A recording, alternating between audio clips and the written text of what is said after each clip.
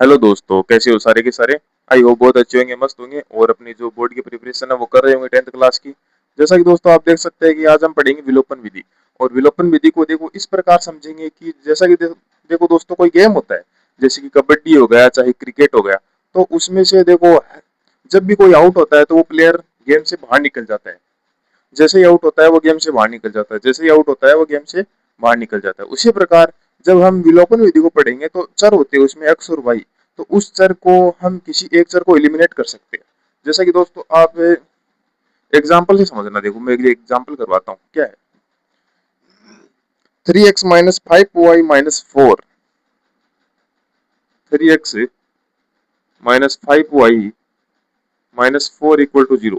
ये समीकरण नंबर हो गई एक। और 9x बराबर 2y + 7, 9x बराबर 2y + 7, ये हो गई देखो दोस्तों समीकरण नंबर 2। अब ये इक्वल में है दोनों और ये इधर इक्वल में 0 है। तो उधर भी इक्वल में 0 लेके आएंगे तो ये सारी इधर ले आएंगे। तो 9x ये इधर लेके आएंगे तो -2y - 7 इक्वल टू 0। ठीक है, ये समीकरण हो गई दो हमारे पास, ये समीकरण हो गई। ये समीकरण एक, ये समीकरण दो। अब देखो दोस्तों, सॉल्यूशन करते हैं इसका। विलोपन विधि में होता है कि जैसे कि इसमें 9x है तो इसमें 9x नहीं है, क्या है 3x है। यहाँ पर 9x बनाने के लिए क्या करेंगे, इसको 3 से मल्टीपल करेंगे क्योंकि 3 × 3 = 9। तो क्या बन जाएगा, इसको 3 से समीकरण है ए को 3 से गुणा। ठीक है, गुणा करने पर आपको ये लिखना पड़ेगा। 3 से गुणा करने पर तो क्या बन जाएगा, समीकरण एक को मैं जब 3 से गुणा करूंगा तो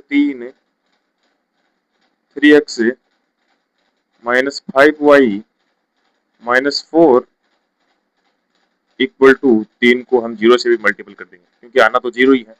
तो जब मैं 3 को इससे मल्टीपल करूंगा तो क्या बनेगा 9x, माइनस जब 5 को इससे मल्टीपल करूंगा 3 से तो 15, और 4 को जब मैं 3 से मल्टीपल करूंगा तो क्या बनेगा 12, और ये बन जाएगा हमारा 0। ठीक है, अब इसको न समीकरण मान के हम इसको एक मान लेते हैं समीकरण। ठीक है, और ये समीकरण हमारे पास हो ही गई दो।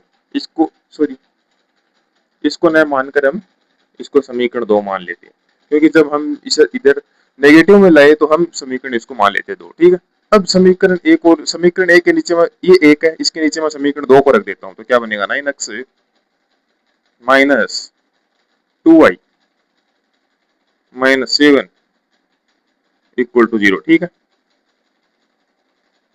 अब देखो ये इधर प्लस हो तो ये माइनस हो जाएगा, माइनस हो तो ये प्लस हो जाएगा, ये प्लस ये माइनस हो तो ये प्लस हो जाएगा। ठीक है, इधर कोई होना नहीं है तो ये कैंसिल हो जाएगा आपस में 9x और 9x। ठीक है, ये कैंसिल हो गया।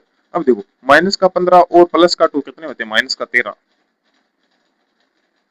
और माइनस का 12 और प्लस का 7 कितने होते हैं, 3 2 5, माइनस का 5। ठीक है,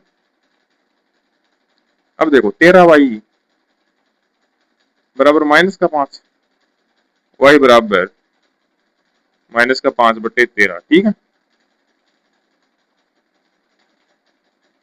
y बराबर क्या आ गया, -5/13। अब देखो दोस्तों, जब y बराबर -5/13 आएगा तो यह समीकरण है। अब लिखेंगे हम y बराबर, सॉरी एक मिनट,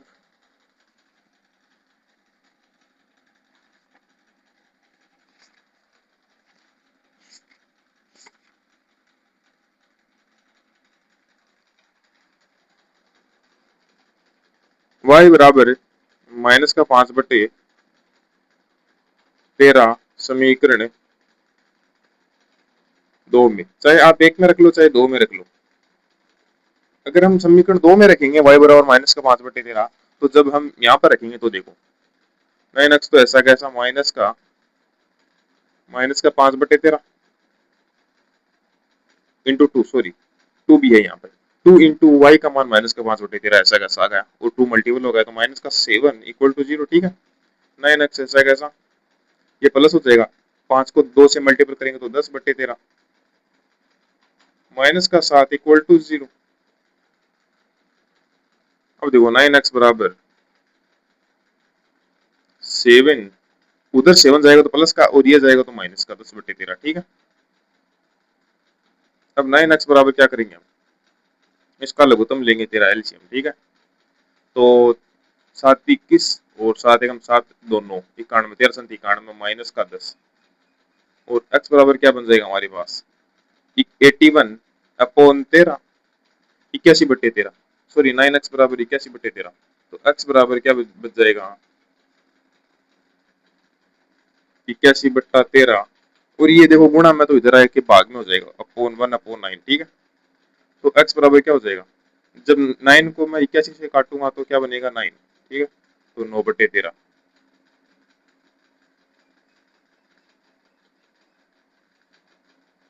x बराबर 9/13 बन गया। विलोपन विधि यही है कि जब हम कोई मान लो दो चर दिए हुए होते हैं तो हम इसको क्या कर सकते हैं, जैसे कि ये 3 है तो हम यहाँ 9 है तो हम कैसे भी करके गुणा करके हमें कोई एक चर को सेम बनाना पड़ता है। और जब हम एक चर को सेम बनाते हैं किसी को भी तो क्या करते हैं, उसको ऊपर नीचे लिखकर ऐसे घटा देते हैं फिर जोड़ देते हैं, तो फिर हमारे पास y बन जाता है क्योंकि यहाँ पर एक चर क्या हो जाता है इलिमिनेट हो जाता है, तो y बराबर बन जाता है और x बराबर बन जाता है। ठीक है, आते हैं चलो दूसरे क्वेश्चन पर आते हैं।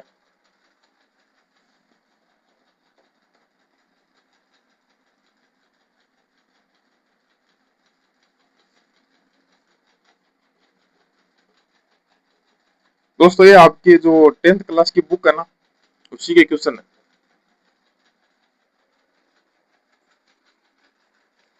अब देखो दोस्तों एक अच्छा क्वेश्चन करते हैं, x/2 + 2y/3,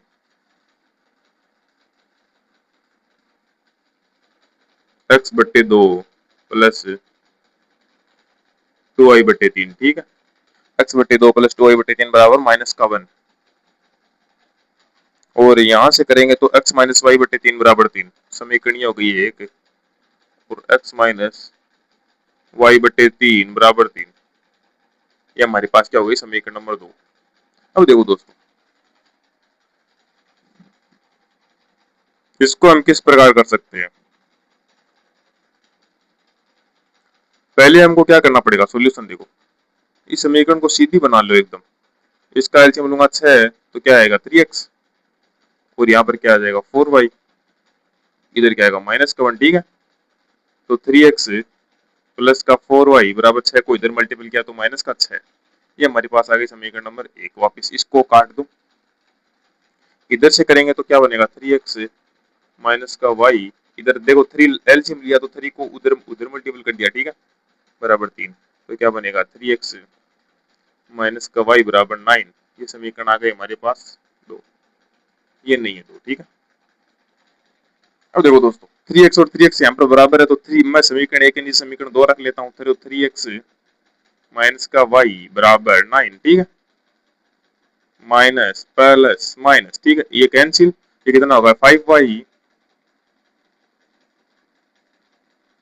बराबर -15। हाँ 5y बराबर -15। ठीक है, y बराबर आ गया हमारे पास -3। ठीक है,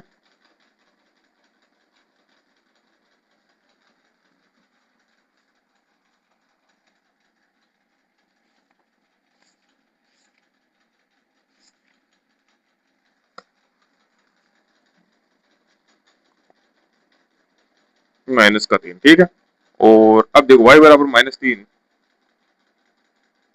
समीकरण है 2 में,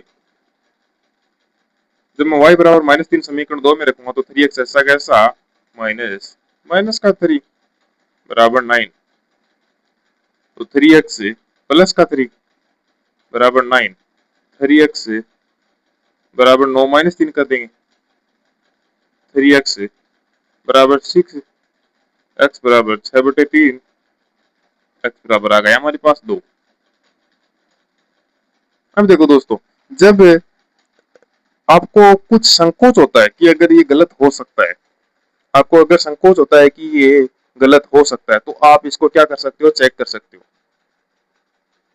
चेक किस प्रकार करेंगे, देखो x और y का मान किसी भी एक समीकरण में रख दे, जैसे मैंने समीकरण 2 में रख दिया x और y का मान, तो 3 x का मान कितना है 2 माइनस y कितना है माइनस का 3 तो y, क्योंकि माइनस पहले लगा हुआ और एक माइनस ही आ गया, बराबर 9। ठीक है, बराबर हो गया हमारे पास 9, तो कि 6 माइनस सॉरी प्लस 3 बराबर 9। तो ये क्या बन गया, 9 बराबर 9। तो ये हमारे क्या है, ये सत्य है। क्योंकि देखो इसमें जब मैं एक्स वाई और एक्स का मान निकालूंगा तो ये यहाँ पर सेटिस्फाई कर रहा है, किसी भी समीकरण में देख लो चाहिए। चलो समीकरण एक में रख के और दिखा देता हूँ, 3x प्लस 4y बराबर -6, 3x प्लस 4y बराबर -6। अब देखो 3x है तो 3 x का मान 2 प्लस 4 x का मान कितना है, माइनस का 3 बराबर माइनस का 6। ये कितना होगा 6, ये कितना होगा माइनस का 12 बराबर माइनस का 6।